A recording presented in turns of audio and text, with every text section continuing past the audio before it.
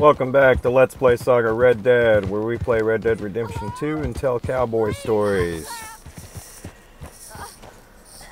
This episode's a little awkward. I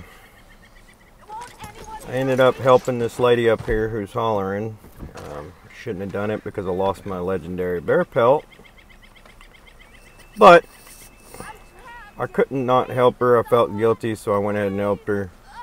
And then ended up all the way on the other side of the map. So most of my gameplay here was trying to get from one side of the map to the other side of the map, getting waylaid by different stuff. And so you're going to see a lot of cuts in this episode whilst I get back to the other side of the map so I can do some stuff in Valentine. So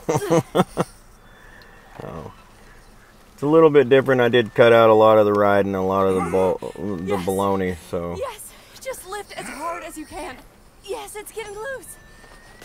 We're going to help this lady, and while we do it, we're going to tell a story. I promised a story about a gunslinger.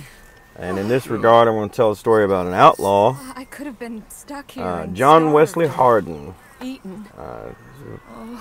Famous outlaw. He was known as probably one of the deadliest gunslingers to ever live. He had 42 confirmed kills. What'll I tell Mildred? And when you're thinking about gunslingers, if you watch Western movies and stuff, that may not seem like a lot. I mean, that's a lot of people. But if you watch a lot of Westerns and stuff, that may not seem like a lot. Thank you. But to put it in perspective, no problem. a confirmed kill is something that they can confirm 100% that he did it.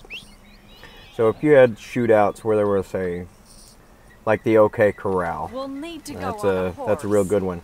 My leg can't handle the walk. There were some of the people who were killed in the OK Corral that it is not confirmed who delivered the killing blow. So even though one of Earp's men did kill him, they can't confirm whether it was Virgil or Doc or Wyatt himself or so on, right? So it's not attributed as a confirmed kill. It is, however, a kill in a gunfight that this person was involved in. And to that credit, Doc Holliday only has 2 confirmed kills. And he's a very famous gunslinger. He was very fast.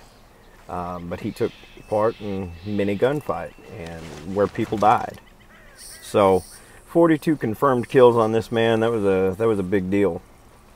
And a lot of those kills are attributed to, and I don't know how true this is, as to whether or not this actually made him faster or not. But John Wesley Hardin carried his revolvers, 2 revolvers, in cross-draw holsters under his arms, with the butts hanging out. And it is actually notated in history that that he was the inventor of this this method of draw. I don't normally travel this far alone. And I don't know how true that is, because I feel like other gunfighters in the same era did cross draw, or at least cross draw from a holster under the arm. But my husband, history notates that it's just me he was the first to do it. It's hard to find work. So he had a pretty bloody life, and a pretty short one in a sense.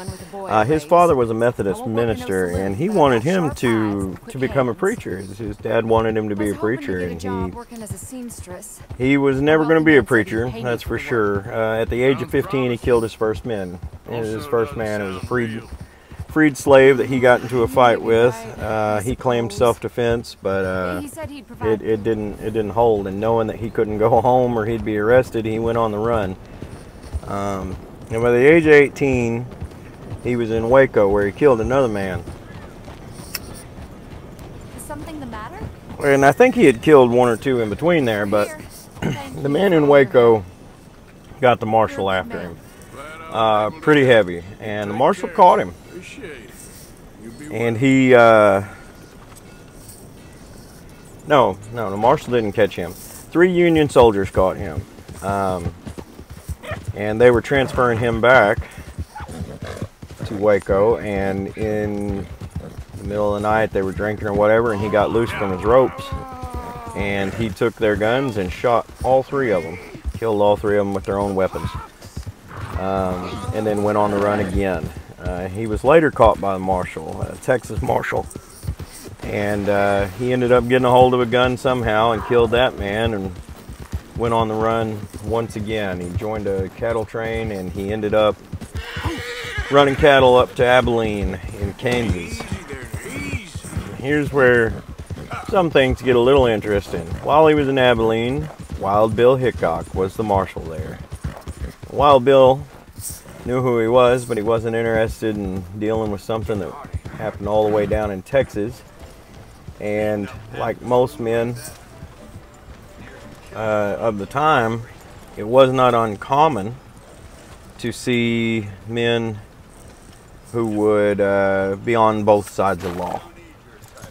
So Wild Bill kind of took him under his wing a little bit, trying to influence him. I think mostly because he probably saw a lot of himself in him when he was younger. But I'm not real sure exactly why. History never says. But they drank and womanized and played cards and all of this stuff. And Wild Bill tried to influence him. And one night in the hotel when he was asleep, there was a man in the room next to him. The walls must have been pretty thin, but he was snoring pretty loud. And it was driving John crazy. So he, like any reasonable person, started firing through the wall, trying to shut the man up, trying to scare him. And the first shot missed him, but the second shot didn't, as the man woke up, scared, sat up, and the second shot went right through his head and killed him. And John Wesley Hardin knew that his friendship with Wild Bill Hickok wouldn't last with this. He knew that if Hickok ever had the chance, he'd kill him. So he snuck out of the hotel room and ended up hiding in a stack of hay for the night. Stole a horse the next morning and went on the run again. Got any rooms? Room's all yours. Head on up. Now, he was eventually caught and arrested and sentenced to 25 years in prison. Now, a lot of people don't think that's a long time, and honestly, that's not. I think if you murdering people, you should spend your life in prison or be killed yourself. But back then, life was a lot shorter, it was a lot harder, and prison was a lot worse. And so 25 years probably seemed like an appropriate sentence for the man. But prison was also really heavy on reform back then. John Wesley Hardin actually did reform. He tried. He ended up going to church and studying the law and working with the guards, learning how to do different things, and ended up turning his life around quite a bit. He served 16 years, got out on good behavior as a reformed man, and he ended up going out, passing the bar, and opening a law firm. Now, at the age of 41, he was shot in the back by another lawman. And this lawman claimed self-defense for that. His reputation had finally caught up with him. He got shot in the back. This lawman was not willing to face him face to face because he knew he couldn't beat him in a draw. Since you're here, might as well get a And that lawman ended up getting away with it. I'm not entirely sure why the lawman shot him, but I know they were all playing cards, and there's a possibility that they may have had some words over cards, and he shot him in the back, which is ironic that he was friends with Wild Bill at one point in his life, seeing as how that's exactly how Wild Bill got killed. But John Wesley Hardin, one of the deadliest gunslingers in American history. How'd you like some help? He was an interesting man. He was a very violent man. It seemed like murder was just about all he cared about for a long time, long portion of his life. But 42 confirmed kills, and like I said, with the way you confirm a kill, that's quite a few confirmed kills. Anyway, I hope you enjoy the story of John Wesley Hardin. The crossdraw is something that's always been interesting to me. I've never understood how you could get a gun out fast enough in that manner. Especially being able to shoot from the hip. A lot of these men were able to shoot from the hip, so you didn't even have to pull the gun all the way up. You see that a lot in westerns and stuff, where someone will draw the gun and they'll just bam, just pop it off real quick, and that's a from the hip type of draw. And when you're talking about 10, 20 paces apart, it's not really that hard to believe that you could hit a target if you practice. So, we're gonna sell some stuff here, and I think we're gonna, well, anyone who's played the game knows what I'm about to do, just so I can get a little bit of an edge, because on the road back from here, I got bushwhacked by like 6 different groups of people. And my guns are absolutely horrible, so I'm going to get a better weapon, because I need a harder punching gun, that's for sure. And I have played this game before. I do know where one is, and so that's what I'm going to do right now. All that being said, it is amazing to me how sometimes you can sit down and play a game and you're on your game. You're hitting it. You're barely getting touched. You're shooting all the targets, no problem. And then the next day you go to play the game and it's just awful. I ended up with over an hour worth of footage that I ended up cutting down into this 19 minutes, and most of that was me trying to get from one side of the map to the other side of the map and dying multiple times. I had one incident where I was riding full out because I'm just trying to get back over here so I can do some stuff in Valentine and at my camp, because that's where, you know, I'm at right now. And I'm hauling it as fast as my horse will go. All of a sudden I hear a lady screaming. She's on the back of a horse. Some guy had stole her up. He was riding as hard as he could directly at me. I went to swerve to get out of their way, because at the moment I'm just like, look, I got to get back to the other side of the map. And he swerved at the same time I did. We run into each other. We both get knocked off our horses. He gets up and shoots me before I can even get up off the ground. So I may have should have left that one in. That was fun.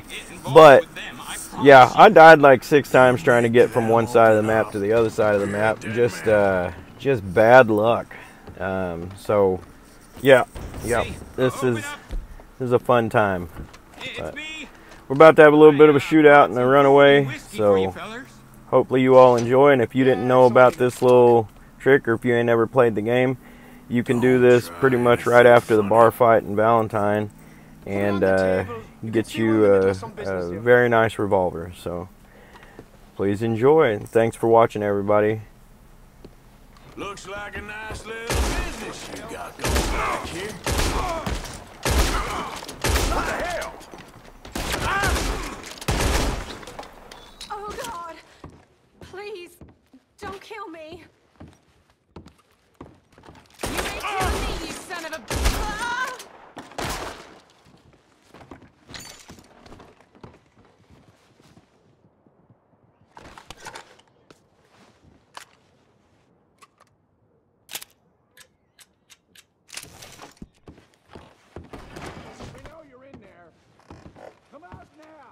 Shit. Don't move.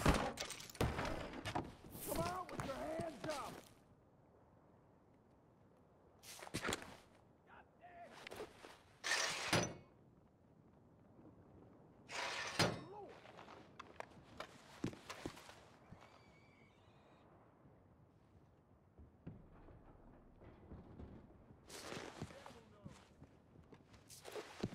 What the hell happened here? Stand down.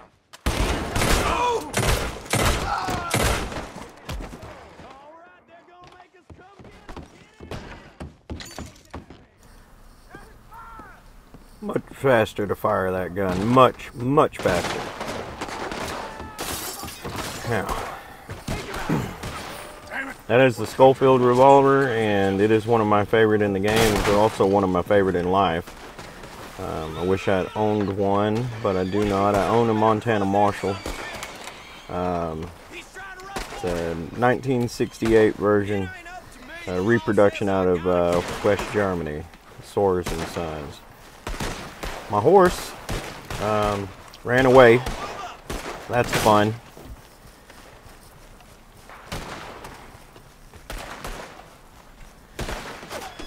But one thing I've noticed, and it always drives me crazy, of course my horse is being shot at and they don't want me to get on it. Yeah, there we go. But one thing that's always been interesting to me is that if you leave your horse for very long at all and ain't tied up, it's going to wander off. Now, I thought my horse would stay there, at least for the short amount of time I was going to be in there. It did not.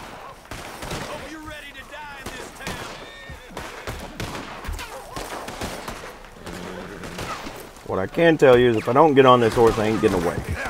There we go.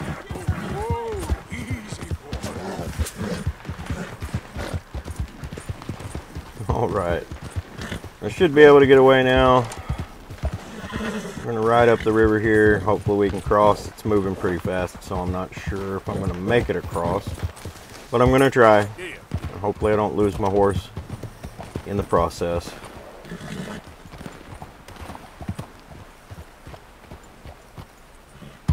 It's a decent wash. Yeah, there we go. There we go. Come on. Come on. Yeah, I got stuck on the rock.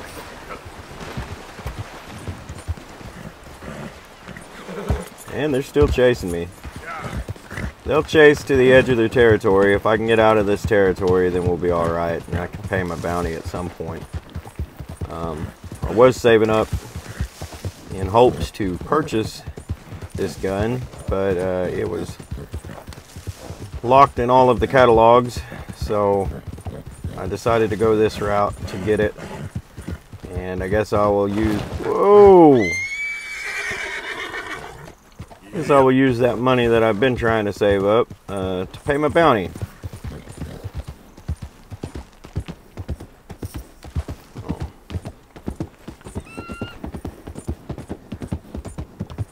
In either case, I'll see where the game takes me before I decide what kind of story I'm going to tell next week.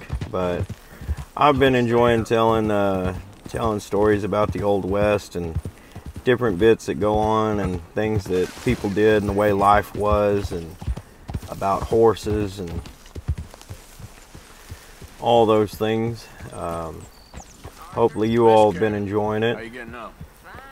I do want to tell more stories about gunslingers and outlaws and everything else. So, like I said, a little bit of a weird episode, a little bit of action, a little bit of not, but next week hopefully it's a lot better. I've got this better gun. I need to go into town and pay my bounty and try to get a hold of some upgrades for this pistol, because it will definitely be the one that I use for the rest of the game. So, thank you very much.